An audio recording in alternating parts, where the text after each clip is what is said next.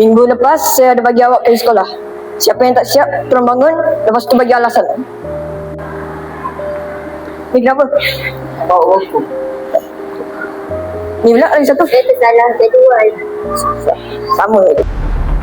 Ni kamu ni, tak siap pergi sekolah. Lupa cikgu. Tu je lah alasan kau.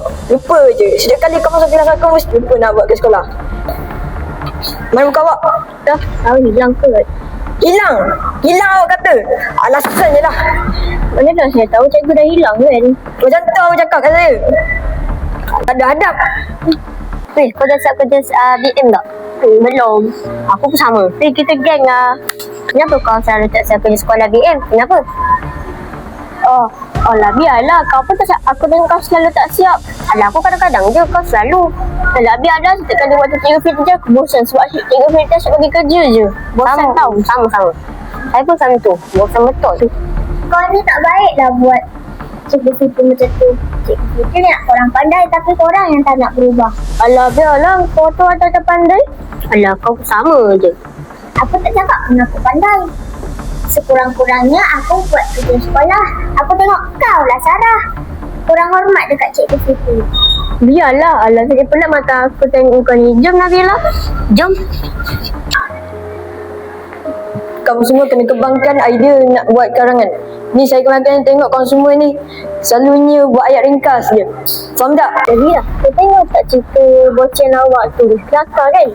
Kelakar kan? Sarah, Nabila, awak apa tu? Bangun. Ulang balik apa yang saya tadi. Sebenarnya je tak apa-apa cikgu.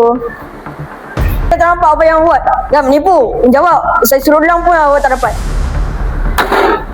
Sarah, kenapa tak bagi perhatian? Main apa tu bawah meja?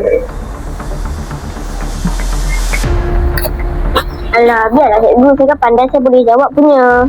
Itu dah tanda kamu bodoh sombong. Alah, biarlah cikgu. Cikgu ajar pun bukan benda yang penting pun. Yang biadab kau ni.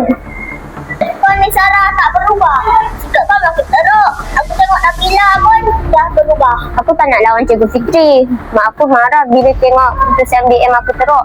Mak aku membebel lepas 3 penjuru tempoh hari. Nasib baik mak aku tak datang. Lagipun maka aku bukan teruk sangat dapat B je. Kira okey lah tu. Betul cakap cikgu Fitri. Kau ni bodoh sombong. Belagak sih. Kau tak rasa lagi macam aku. Lepas cikgu Fitri cakap aku biadab, mak aku terus marah. Nanti ilmu tak berkat, mak aku cakap. Alah, apa yang nak risau? Kalau aku boleh jawab, berkat dah tu. Untuk kau lah. Kau ni degil. Aku pun tak tahu nak cakap dengan kau.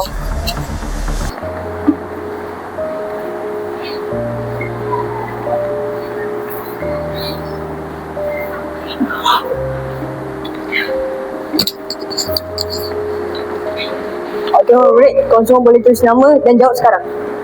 Ya Allah, susahnya tajuk ni. Aku tak ada idea. Aduh, kenapalah aku tiba-tiba tak boleh jawab pula ni? Pening. Nampaknya aku kena minta maaf pada Cikgu Fitri. Alhamdulillah, aku dapat BNA. Kau dapat berapa, Firdaus? Aku dapat B. Okey lah dari pertengahan tahun. Kau dapat berapa Sarah? Tak apalah, aku malu lah nak beritahu mak aku teruk sangat.